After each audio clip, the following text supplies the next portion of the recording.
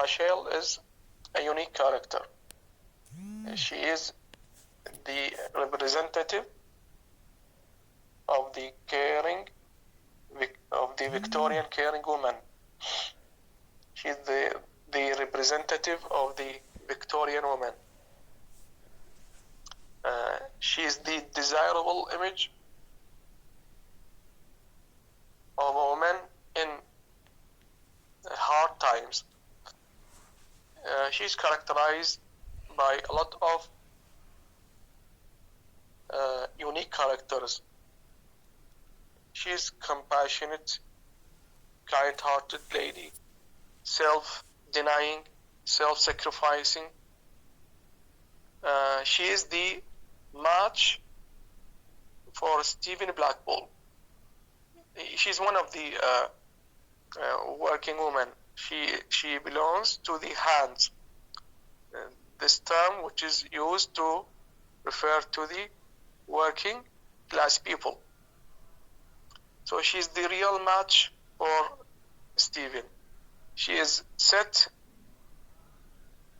against his alcoholic wife, against his irresponsible wife. The image of the home in this novel, the Victorian home, I mean, is questioned here in this novel. We have two passive images for the housewife, for the Victorian housewife. The first is Grandgrind's wife. We have referred to this lady in the previous chapters. Do you remember? What did we say about her? Yahya. Yes, Sarah, you mean Mrs. Gradgrind? Yes. Yes, her character was weak and Yes. pale, okay, and even physically and morally, okay, and even her position in her family, she was mentally and physically. She is weak mentally and physically. She is among her, even among her family. She was aside and taking decision. And, yes. Yeah, she does not have an influential role in her family. She lies at the margin. She is at the margin. She is marginalized woman. She does not participate in taking the important decisions. For example, when the issue is related to the to Louisa's marriage from Boundary B, which will we take in the next chapter, we do not see her there in taking the decision. So the impression we have about this lady, which is also one of the Victorian women, is passive, is negative, is weak. So the image of this lady is weak. This is in the home, which is represented by Grandgrind's family. That home, which represents fact, the philosophy of fact, the material philosophy. We have another image for the Victorian woman, which is represented by Stephen's wife.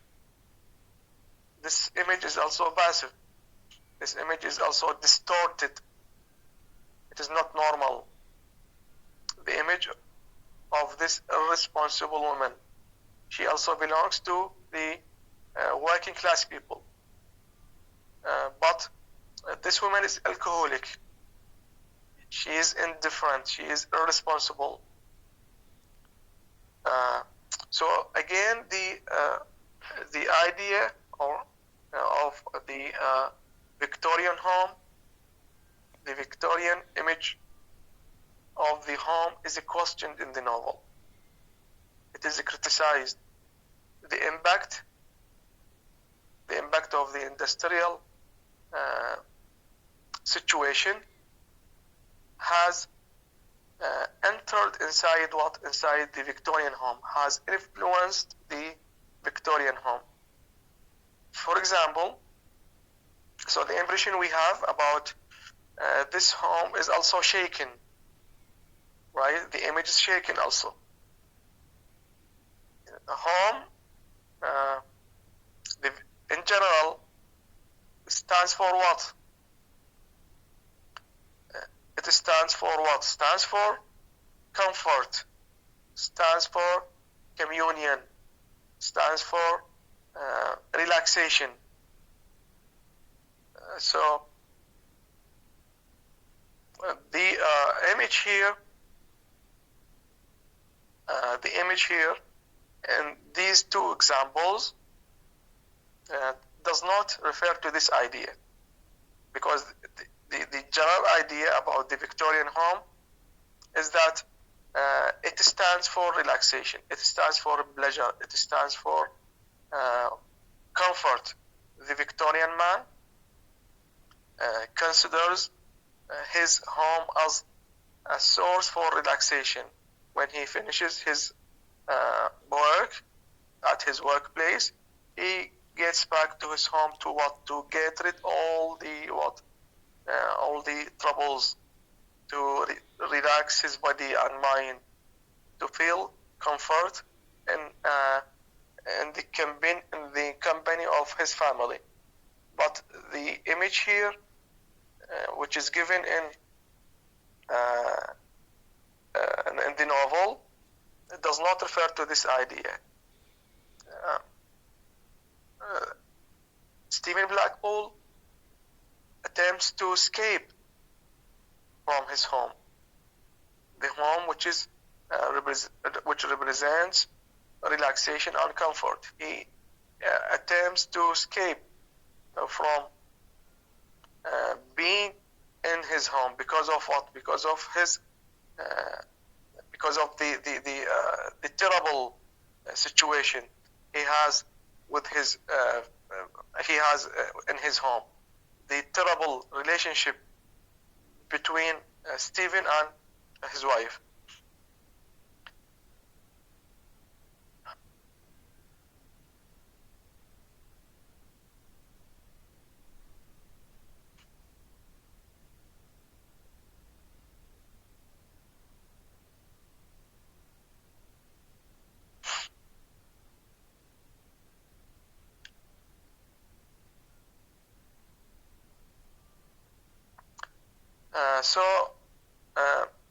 This is a reflection to the troubles that people have in the Victorian period.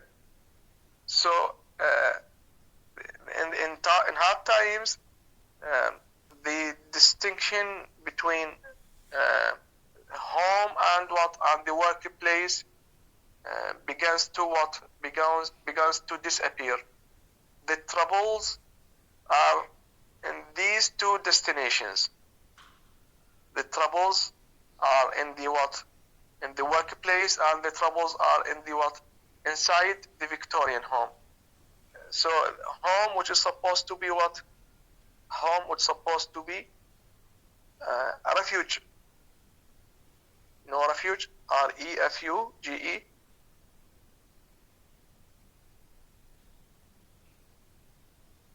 For example, when there is a trouble, when there is war, people escape from war or from troubles to stay somewhere else. This is called a refuge.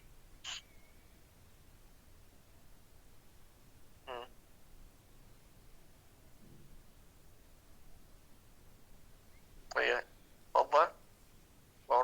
Yes, اللاجئين that is refugee. Refuge is different. Refuge is the place. Yes, refuge is the place. Refuge is the place where the refugees go there. Okay, so the image is shaken here. The image of the Victorian home is shaken. For example, it seems that the home is also mechanized as what? As a workplace. It becomes source for what? Source for monotony, source for troubles.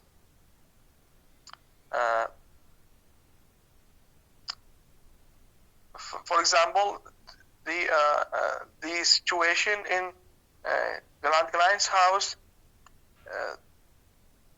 denotes the idea of mechanization, as if there are what? Machines which are operating. His wife is expressed or is described as what? As a machine. She does not have the attributes of being alive. She's lifeless. She is lifeless. She acts in a way which denotes that she is not a human being. She is rather a machine than a human being. So she is not able. She is not able to what? To give the warmth to the family. She is unable to give emotion to the family. She lacks this quality, the quality of the wife, the quality of the mother, right? The mother is a source for warmth in life. The wife is a source of warmth in the family, right? So both images, the image of Grant's wife and the image of Stephen's wife, both of them lack this needed warmth, lack this desirable warmth, lack these needed emotions. The family needs to be filled with what? With the world, with environment, with emotional environment, with warm environment. The husband and the children, they need to be supplied, provided with this needed warmth, with this needed emotions. So what we have here in these two images, in these two passive images, is what? Is the absence of this needed warmth and emotions. Okay, do you follow me? Yes, Musala. Go ahead. Yeah, okay. So there is no what? Desirable intention to what? To stay at home, to be the home does not give the idea that it is the desirable paradise that the working man intends to go to. So Stephen lacks this what? Lacks this mood to what? To stay at home because of the alcoholic wife. So the Victorian home no longer represents this image, the image of what? The image of the refuge that the working man intends to go when he is troubled in his workplace. So Rachel comes as a substitute for Stephen's what? Stephen's wife. Rachel comes to represent the desirable image of the Victorian wife, of the Victorian mother. Okay? She fills this gap, the gap that comes from what? Stephen's irresponsible wife. She fills Stephen with what? With the needed support. She provides him with the needed warmth that he lacks in his what? In his family life. She's always supporting him. She's always comforting him. She's always giving him the needed relaxation. So Rachel stands for this needed, or this needed emotion, this needed warmth that Stephen lacks in his life. So she is the desirable image, delineated by Charles Dickens in the novel, the desirable image of the Victorian woman. So he delineates his character. Charles Dickens delineates his character to what? To express the idea of the desirable Victorian woman, the desirable Victorian wife, desirable Victorian mother. So she represents this image, the image of the model wife, the image of the model woman. Okay, so let us start now reading.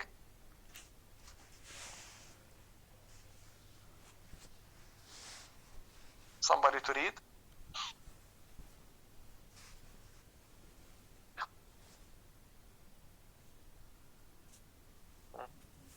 يلا نور. Chapter 13. Yes, Doctor. Rachel, a candle faintly burned Please in the room. read from paragraph 3. Quiet and peace. Yes, quiet and peace were there.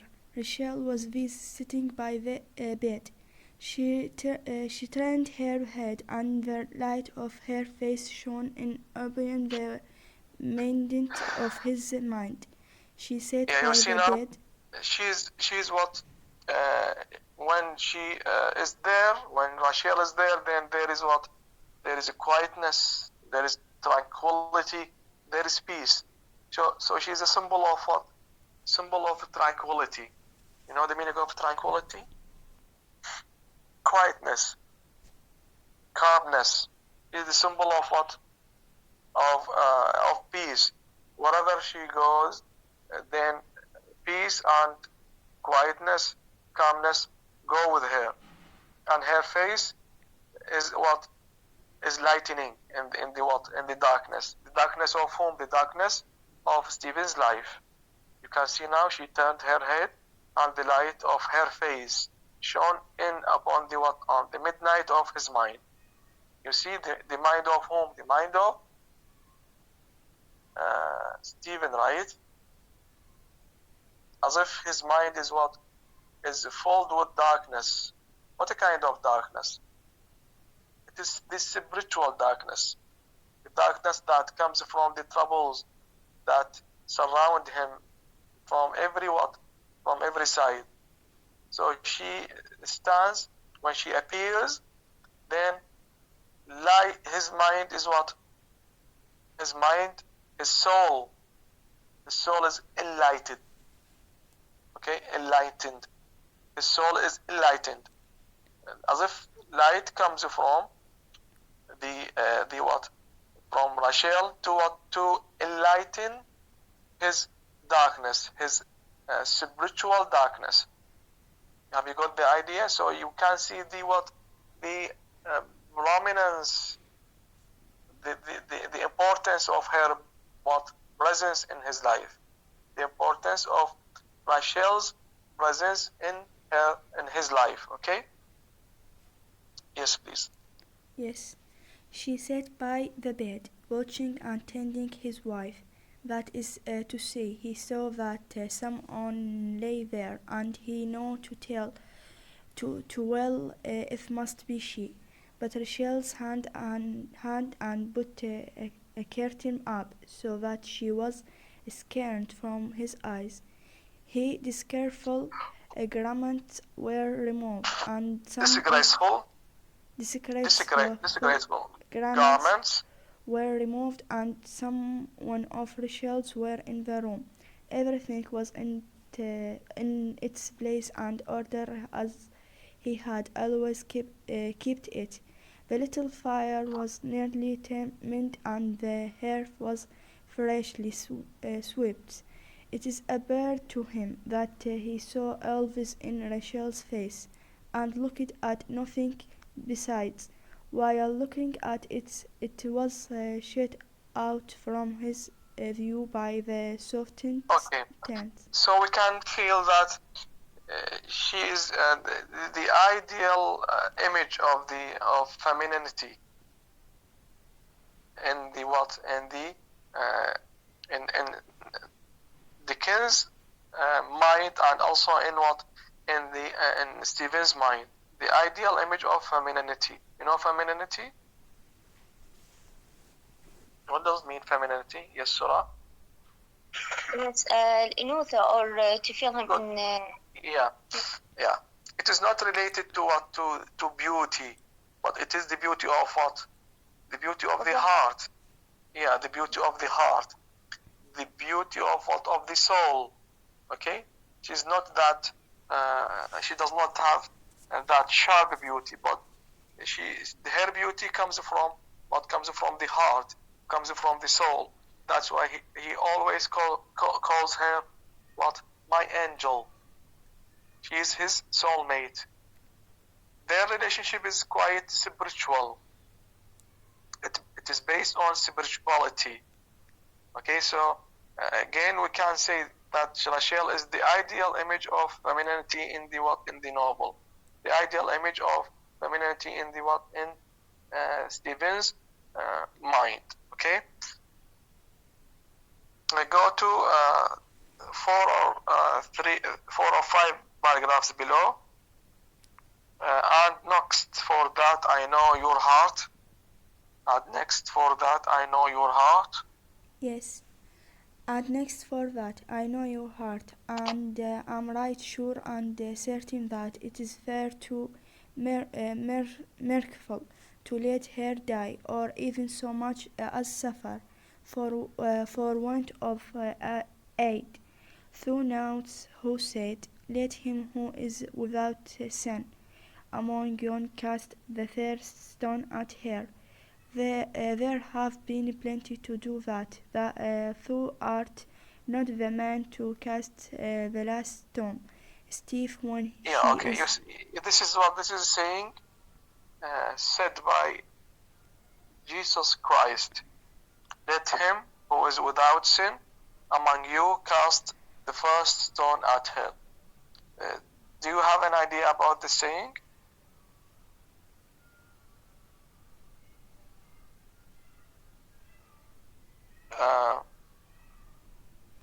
Yes, Yahya? So, Salah, I couldn't catch your words. What does it mean? This is a saying between two inverted commas. Let him who is without sin among you cast the first stone at her.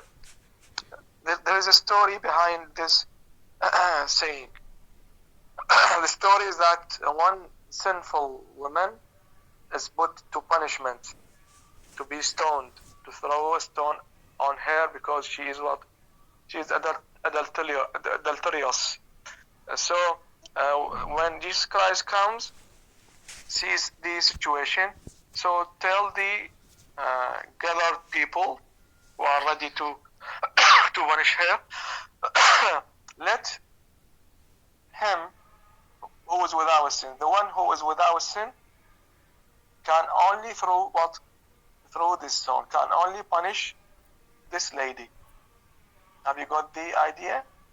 Yes, so yes. All of you, this means that all of you are sinful. All of you are sinful, so you don't have the right to throw her, to punish her. The one who is qualified to punish her is that who is sinless, that man who is without sin. Okay, so the same situation, the same idea here. Stephen needs to what? Needs his wife to disappear. He needs his wife to what? To die.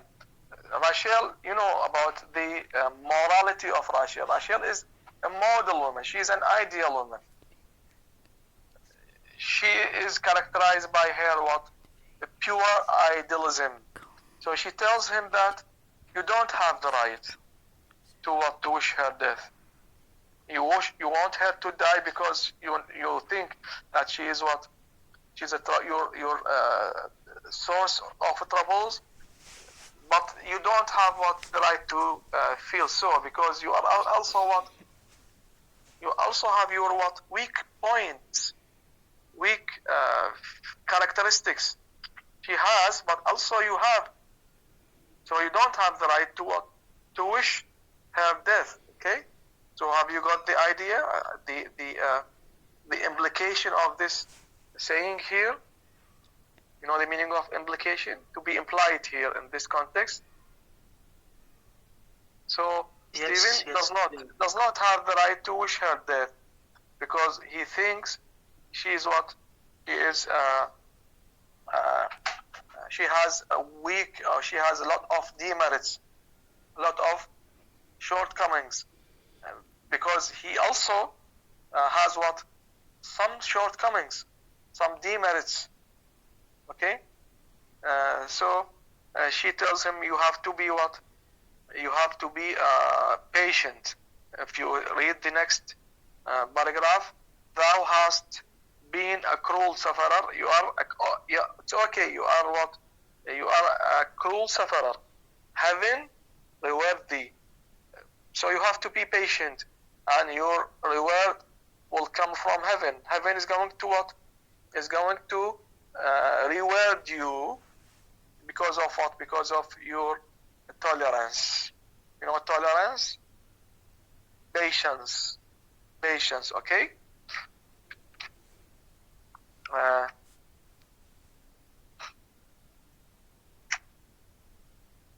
What do we have also in this chapter? There is an incident.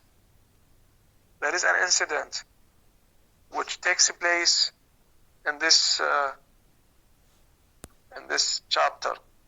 The accidents involves the three characters: Stephen's wife, Mrs. Stephen, and Miss Blackwell, and Rachel, as well as Stephen himself. What is that incident? Noval? Yes, doctor. I think the accident when his wife wake up and she want to drink the medicine. He thought Medicine. Yeah, it is yes. not medicine. It is antiseptic. It is poisonous Yes, liquid. Poisonous liquid. She thinks. Yes, she thinks that it is what? Alcohol. Alcohol. Yes. Yeah. Yes. And Rachel, it's prevent her to drink that, and Yes, good. And Stephen described Rachel as a star and candle as his in his life, and yeah, about I'm asking only about this incident. So when she approaches to drink from that, Stephen was what, or Stephen is half awake. Stephen is half awake. He looks at her. He sees her approaching this, but he does not move to prevent her. Okay, because he wants to drink and then disappear from his life, to die and then disappear. But Rachel, Rachel suddenly wakes up. He suddenly wakes up, and she jumps, and she prevents this lady from drinking this poisonous liquid. When this happens, Stephen feels upset, because he has lost one possible chance to get rid of his wife. So he feels upset, and he curses himself. He curses his luck, because he has lost this this possible chance to get rid of his wife. Okay, we move to chapter 14. We move to chapter 14, the great manufacturer. The great manufacturer. somebody to read? Thank you. Thank you, Noor. Somebody else?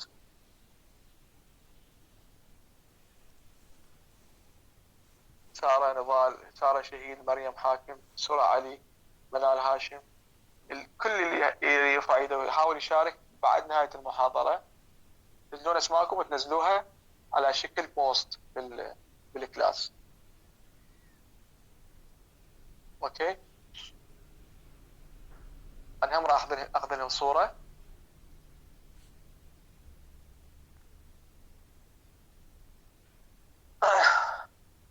يلا نضال، علي. Yes, Doctor. يحيى، انا اعرض مشاركاتك. Yes, time went on the cocktail like its own machine. So much machinery. Yes. Machinery. Yes. So much material round up. So much fuel consume so many powers. Yeah. So many powers worn out, so much money made, but less unstable than iron, steel, and yes, brass. It's varying season, even into that wilderness of smoke. Okay. Who is the great manufacturer? What is the great manufacturer? According to your reading of the chapter, who is the great manufacturer? Hey, Surah? Yes, the factors in the town, like the factory for boundary, who was in the air. No, see, we don't have any reference to the factories here. But if you read the chapter, then you will reach to a conclusion that the great manufacturer is what is time itself. Time is what the great manufacturer. Time manufactures people. Time manufactures people. So time manufactures Louisa and Tom to be what? To be a young. To be a youth. Sorry. Louisa becomes what? Becomes a young woman. Tom becomes what? A young man. This is because of what? Because of the passage of time. So time is just like a manufacturer, just like what? A machine that manufactures people. Tom becomes what now? An employee in Banderby's bank. He becomes young, and he becomes what? An employee in Bounderby's house. Okay. So time does this manufacturing. For example, Grand Grind becomes what? Becomes a member in the what? In the Cocktown Parliament. Okay. So this happens because of what? Because of the passage of time. Yeah. By the way, this chapter shows this shift of time. This shift is called a cinematic shift. In the cinematic production, sometimes we have a shift in time from a particular stage, from particular era to another era. So time is what is shortened here. Time disappears. The passage of time disappears. So we have this technique here in a way that the characters, we see the characters grown up here. We have some changes that take place in the characters' lives.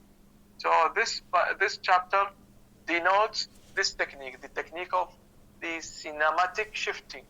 So we have a jump here, we have a shift in time, which shows what? A progress in the character's life. So And Louisa now becomes what? A young woman. Tom becomes what? A young man, and he is an employee.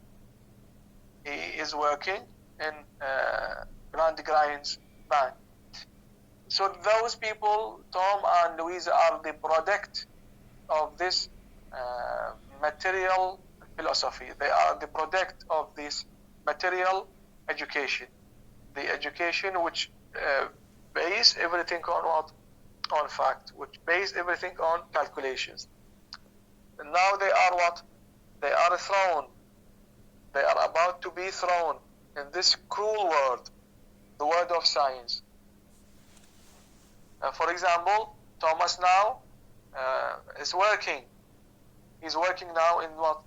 In one of the institutions of this material philosophy. He works in a bank, and you know, the bank is that institution which deals with what? With money. Okay, and Louisa is going to be thrown in the what? In the lab of this what? A cruel world. You know, lab, L-A-B. Yes, Yahya. That means between hands and just hug. Okay. Yeah. Hugged. Yeah. Hugged. Yeah. She's going. Yeah. Both of them are thrown in the lab of this cruel world, the world of science. And this is the last step. This is the last step in the what? In the first part of the novel, the part which we call what? Sewing, right? Sewing.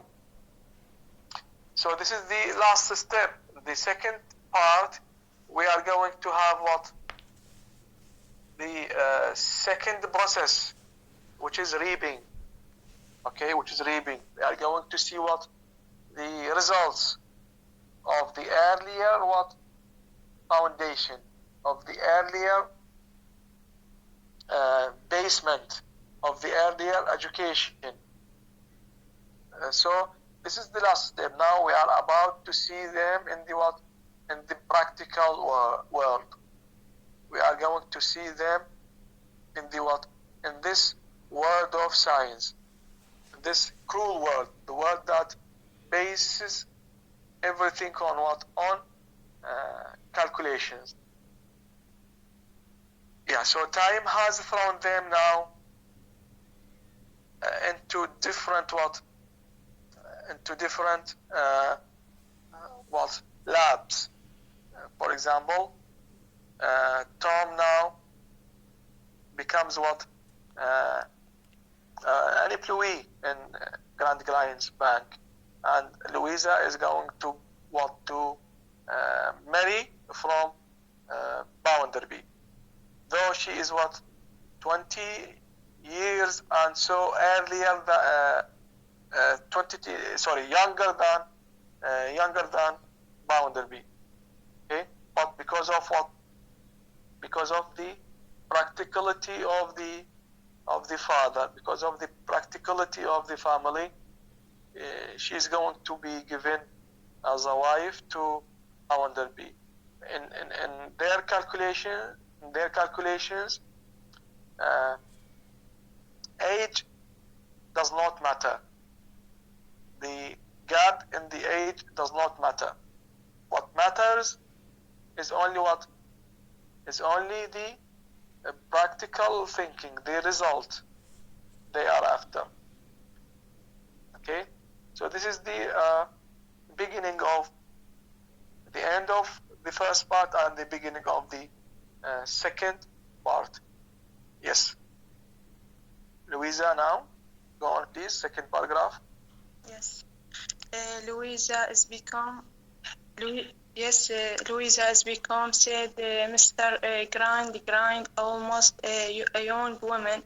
Time with his number Apple horsepower worked away, not minding what anybody said, and presently trained out young Thomas as a foot taller than when his father had last taken particular notes of him. Yeah, you can see that this is an indication to the passage of time, that they have become what? They have become young now, young characters in this part of the novel, in this stage of the novel. Yes. Yes, Thomas is become, said Mr. Grant, almost a young man. Time passed, Thomas on in the meal, while his father was thinking about it, and there he stood in a long tiled coat and stiff shirt collar. Really, said Mr. Crown-Grind, the period has arrived when Thomas out to go to bounder by time is ticking to him. Passed him on into bounder by Bank made him an inanimate of bounder by's house. Yes. You see, an inanimate. Yes. Inanimate. You know the meaning of inanimate? Just like a machine now. He becomes just like what? A machine in what? In the bounder by's house. Yes. يعني كائنات غير حية. Yeah, yes, something like that. A person who is working. Yes. Passed him on into bounder bean bank, made him inanimate bounder bean house, necessitated the purchase of his first razor. Yeah. First razor. Now he becomes to shave his beard. Razor. He uses a razor to shave his beard. This is an indication that he has become what? A grown up. Yes. Grown up person. Yes. And exercised him diligently in his college calculation relative to number one. The same great manufacturer always with an immense variety of work on hand in every stage of the development. Based Sissy on where in his meal and worked her up into a very brilliant article indeed. I fire jump, said Mr. Cardingrant, that your continuance at the school any longer would be endless. Yeah, useless. You can see now that the presence of Sissy in the school is no more what? No more what? Productive. It's no more productive. You know, productive. It does not have any what? Does not have any benefit. It is useless. So the decision is taken to what? To dismiss Sissy. Sissy is unable to what? Sissy is a unique character in this world of what? In this world of multiplication. In this world of facts. You know, Sissy lives among them. Lives among the family. Lives among the members of this world, of this cruel world. Okay? You know, in the novel we have what? We have different worlds. We have the world of what? The word of Randy Grind's family, the word of circus people, the word of what? The word of the working class people, okay? The word of the second class people represented by Bounderby and Mrs. Sparsit. So Sissy is a unique character who lives among this cruel world. Sissy is unable to what? Unable to adapt herself to be absorbent of this material philosophy. Absorbent, to absorb this philosophy. She's unable to absorb this philosophy. The meaning of absorb, A-B-S-O-R-B. Yes, you're here?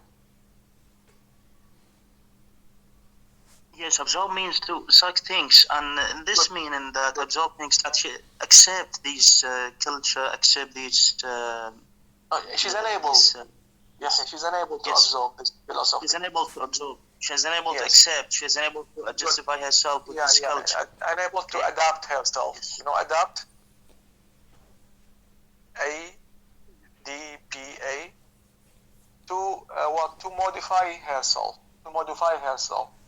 To perceive this philosophy. So the decision is taken to dismiss her, to keep her away from the school because she is unable to progress. She's unable to unable to develop herself, to understand this philosophy, and she's going to be the household in Grand Grind's house, okay?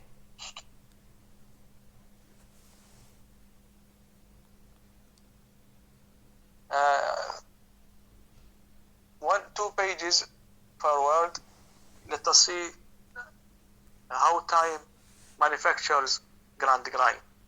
How time manufactures Grand Grind. The paragraph which begins, except when, which was apart from his necessary progress.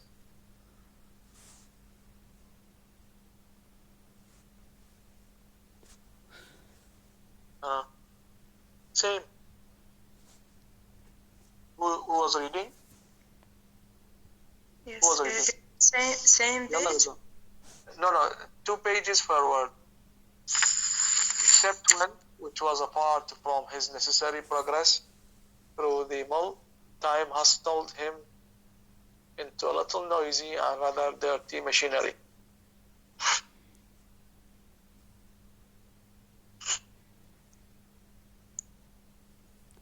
I can't find it. 73. Page? Workbook. 73. 73. Yes. Except one. Yes, I get it. Except one which was apart from his necessary progress through the meal time, has told him into. You see now this sentence, it is a part of his necessary progress. This progress is his destination. The progress that happens to him, the progress that happens to Grand Grind, it is a part of him. It is just like what? An ambition to him. Because his thinking is so much stuck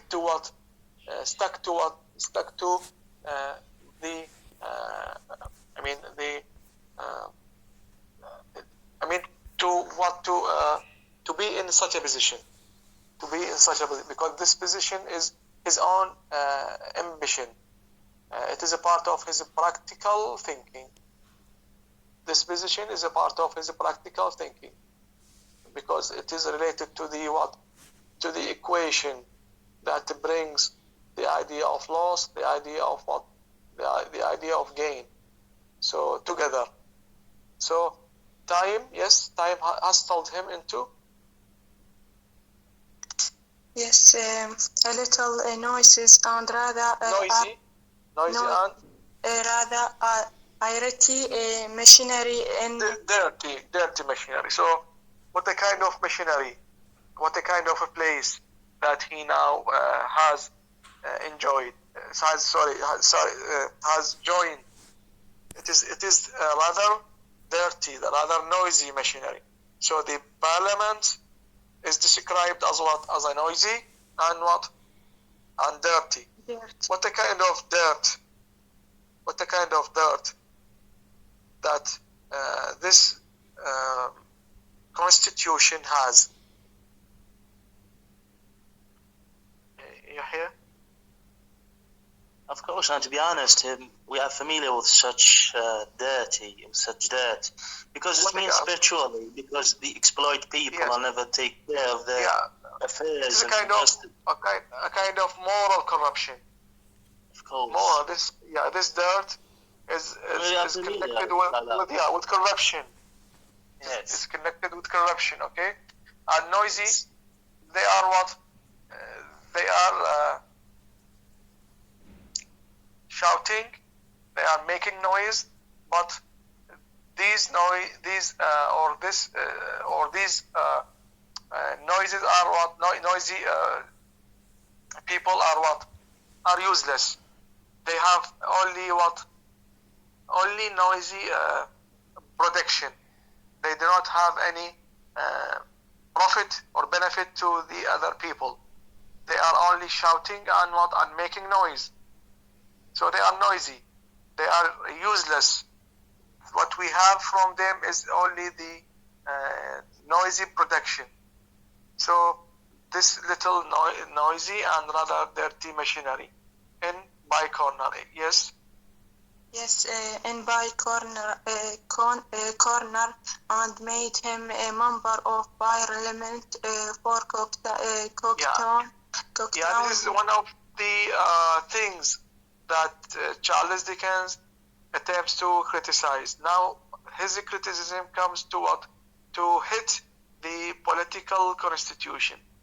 According to him, the political constitution does not do its job properly. The political constitution, the presence of the political constitution, the parliament is what is useless. It is pointless. It does not support people. It does not do its job properly.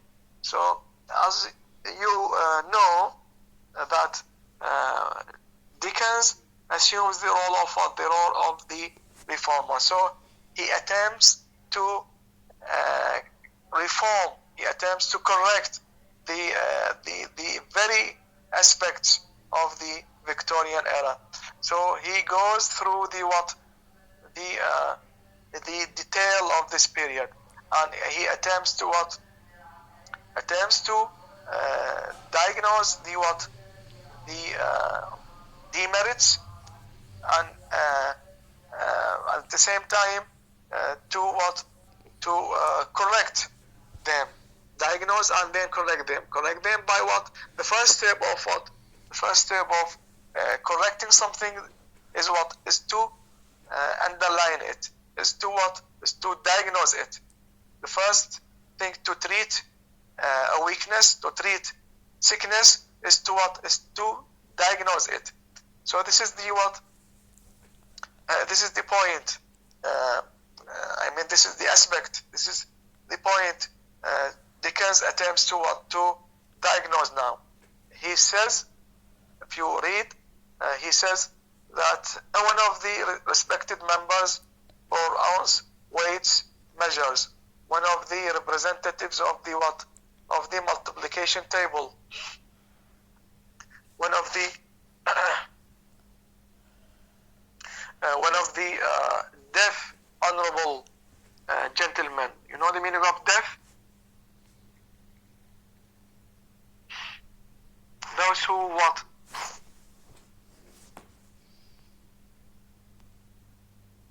cannot hear, right? And dumb honorable gentlemen, those who cannot speak. Blind honorable gentlemen, those who cannot see. Lame honorable gentlemen, those who cannot walk steadily. So these are the things that the members of the parliament are characterized with. So they are they lack the needed sensations. They lack the needed sensations to be normal human beings. They cannot hear the troubles of the people. They cannot speak out the the troubles of people. They cannot hear the screams of the oppressed people. Oppressed.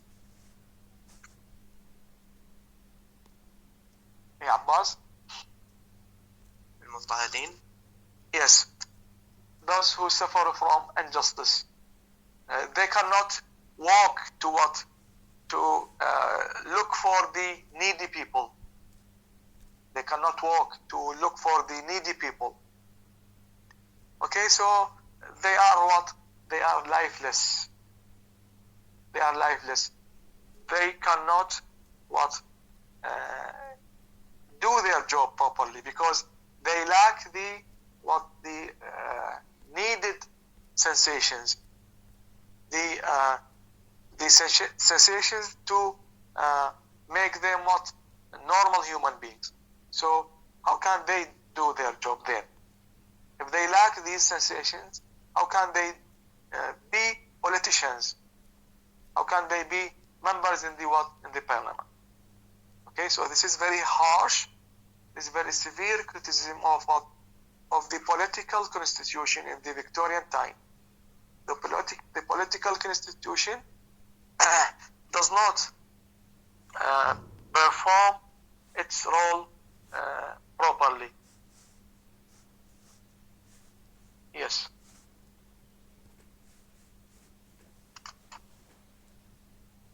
We move to chapter 15, father and daughter. Now in this chapter we are going to shed light. The chapter is going to shed light on the making the decision of marriage. The dialogue that takes place between Louisa and her father about the proposal of marriage. How is this decision taken now by Louisa? Okay. So somebody to read.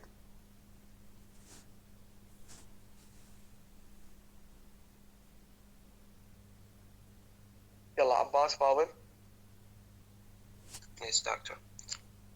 Although Mr. Gradgrind did not take after Bluebeard, his room was quite a blue chamber in its abundance of blue books. Abbas, go to the paragraph, I think 1 page and a half forward. Father said to Louisa, "Do you think I love Bounderby?" Mr. Gradgrind was extremely discomfited by his unexpected question.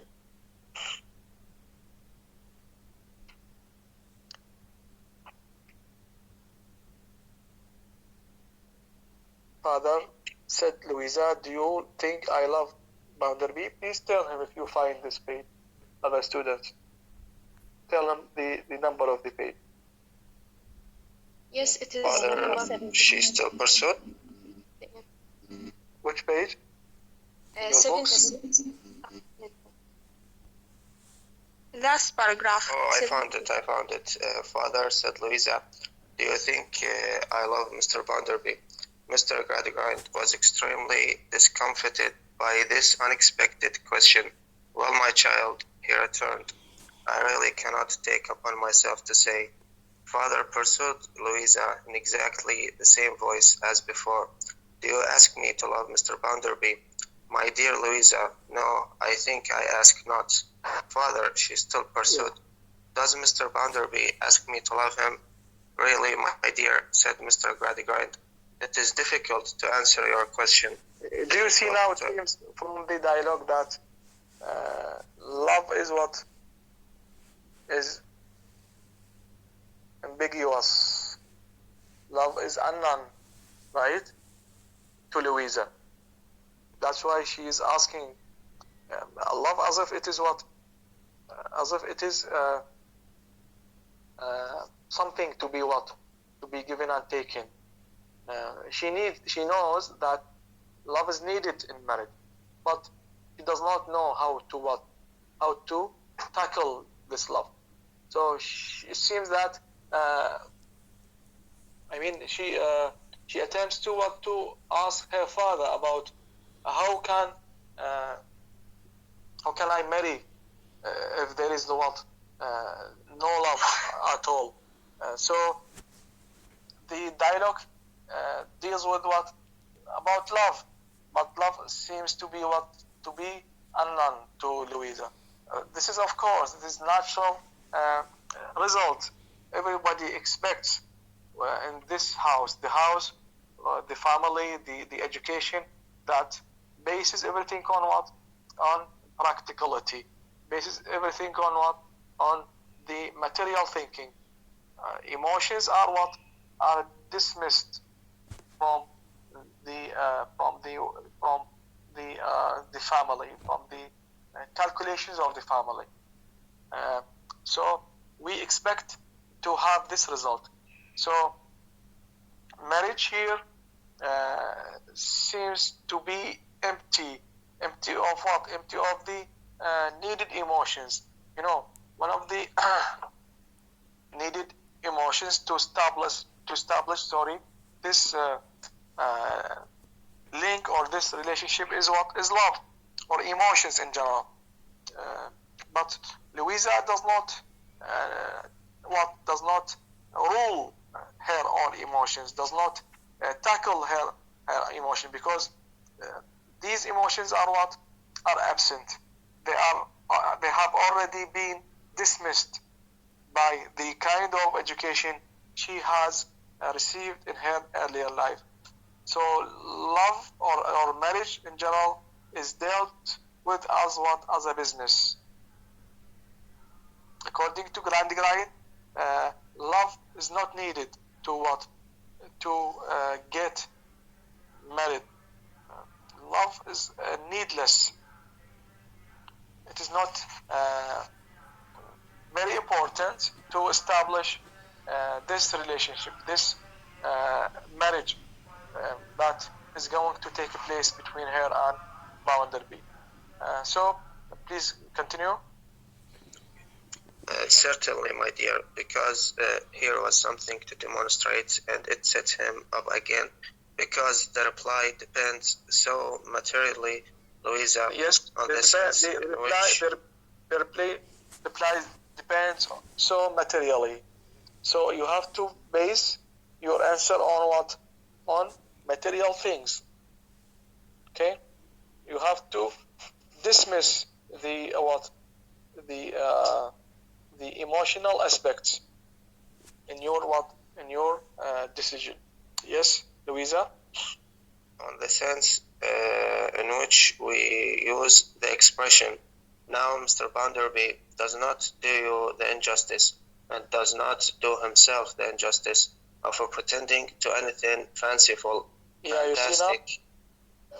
What does this mean? What does this sentence mean? If Bounderby does not do you the injustice, negating the negative,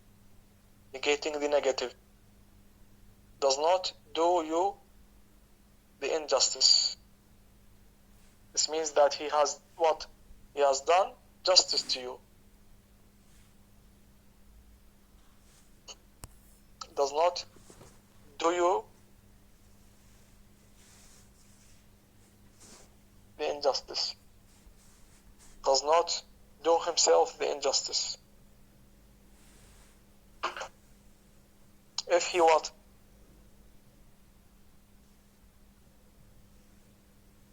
Pretending to what? To anything fanciful.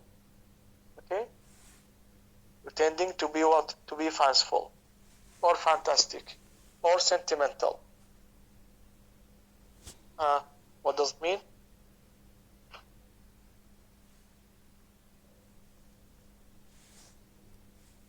Yahya? Okay, that means he told her that Mr. Bounderby will provide you with enough money and promise you with a comfortable life, okay, and yes, far away from fanciful and fantastic things, okay, these connected with imagination and these that couldn't make you eat bread in our tongue, okay, so good. Yeah. Well, yes, that's it. Yeah, good. Yeah, so you not need to include what the sentimental aspects, because what is important for you is what is to be the wife of this wealthy man. That is the point in the whole issue. Okay, so it does not pretend to anything fanciful or fantastic or sentimental. And so what you need to think of is the material things that he is going to provide you with. Yes, go on. Mr. Bounderby would have seen you grow up under his eyes to very little purpose, if he could so far forget what is due to your good sense, not to say to his, as to address you from any such ground. Therefore, perhaps the expression itself, I merely suggest this to you, my dear, may be a little misplaced. What would you advise me to use? What is the misplaced? Therefore, perhaps the expression itself, I may suggest this to you, my dear, may be little misplaced. What does he mean? What is the misplaced expression?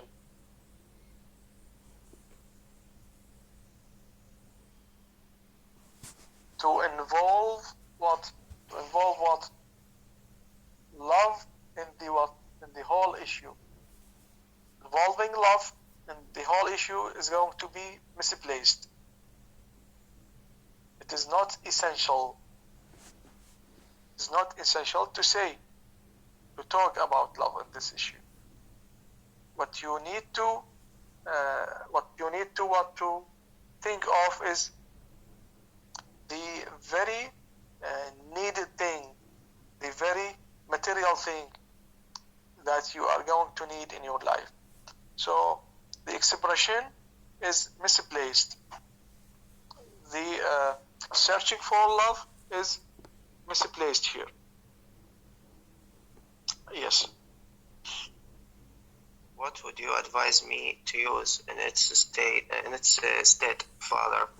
Why, my dear Louisa, said Mr. Gradgrind, completely recovered by this time, I would advise you, since you ask me, to consider this question, as you have been accustomed to consider every other question, simply as one of tangible fact. Okay, you see that? The question of marriage is going, you have to what?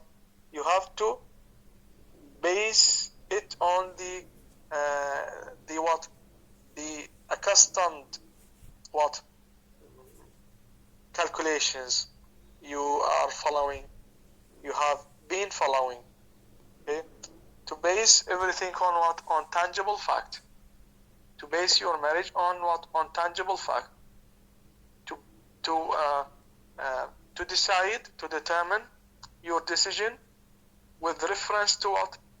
To the accustomed calculations you have been following.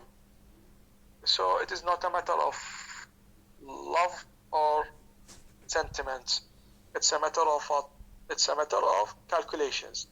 So you have to base your decision on calculations. Yes, this is the advice that comes from Gradgrind to Louisa. Yes, go on.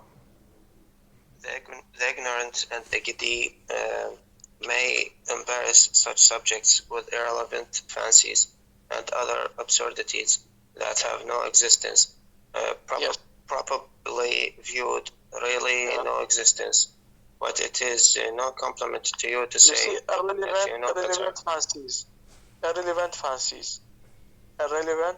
and other absurdities that have no existence, properly viewed really to no existence. So fancies are irrelevant, emotions are irrelevant. Emotions do not matter. What matters is what? Is the tangible fact, is the material calculations. So do not base everything in this issue on what? Upon fancies, upon sentiments. They should not exist in your life, in your own what? In your own calculations to take this what? This decision, the decision of marriage. Yes, but it is not complement.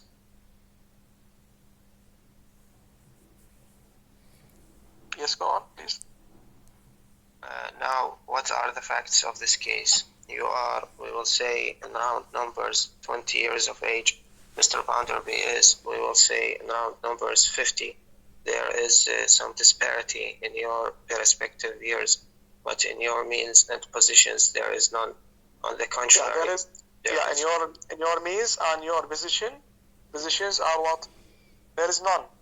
This disparity, this difference in the age is going to what? Is going to vanish if you what? If you look after the means and if you look after the positions, if you look for the privileges you are going to take, you are going to have after marrying Bounderby. Okay? The same page or another page, 3 paragraphs below. Shall I marry him? Yes. Shall I marry him? Repeated Louisa with a great deliberation.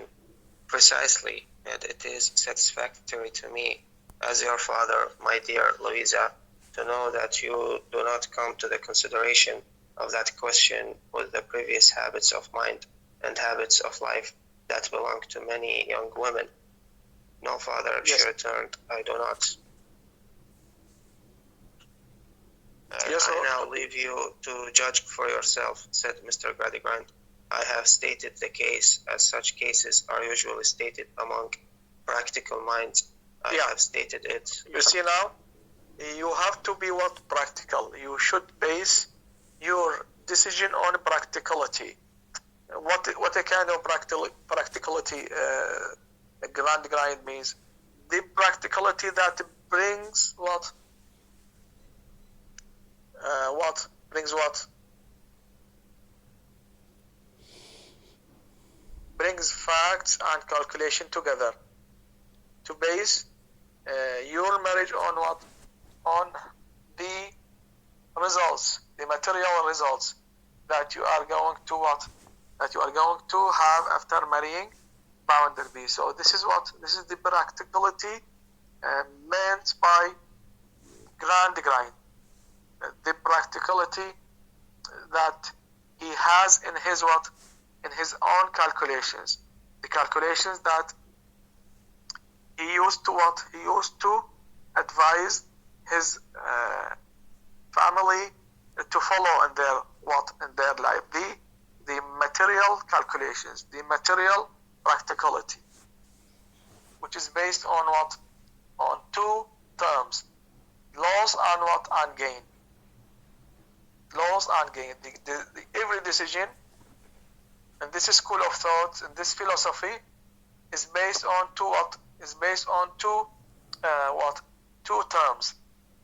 Loss and what? And gain. So you have to think of these 2 terms when you are going to what? When you are going to take your decision. Yes. I have stated it as the case of your mother and myself was stated in its time. The rest, my dear Louisa, is for you to decide. From the beginning, she had sat looking at him fixedly, as he now leaned back in his chair and bent his deep-set eyes upon her. In his turn, perhaps he might have seen one wavering moment in her, when she was impelled to throw herself upon his breast and give him the pent-up confidences of her heart. But no, to see it, he must have overleaped at a bound the artificial barriers he had for many years been erecting between himself and all those subtle essences of a humanity which will elude the utmost cunning of algebra until the last trumped ever to be sounded shall blow, even algebra track. The barriers were too many and too high for such a leap. So as if the issue is not related to marriage, as if it is related to what? To mathematical what? Problem. To mathematical problem. So we have a reference to what? To algebra. Okay? So it seems that it is not very genuine issue which is related to one's life. Marriage is what? Is a what? Is a fatal decision. It's a fatal decision because it is related to one's life, to the remaining years of everyone's life. The one you are going to share him or his own life. So it is very genuine issue. It is very essential issue in everyone's life. So it seems that Bounderby tackles the issue as if it is what? It is a mathematical problem. It is not a social or one or what? Or issue that is related to who are you going to share your life with. This is the point. But it seems that Grandigrand is ignorant of what? Of this real or realistic what? Calculations. He is very much concerned with what? With the material calculations. He's not very much related to what? Very much concerned with the realistic calculation. The realistic calculations which are connected with what? With the desires of man, the ambitions, the social ambitions of man. Okay, so we'll stop up to this chapter, and only one chapter remains from the first part, which is husband and wife. We are going to take this chapter next week, and the first three chapters in the second part. The first three chapters in the second part, which is reaping. Okay. Do you have a question? Do you have a question? I think clear, inshallah. Inshallah. Okay. Thank you very much, Gob. Goodbye.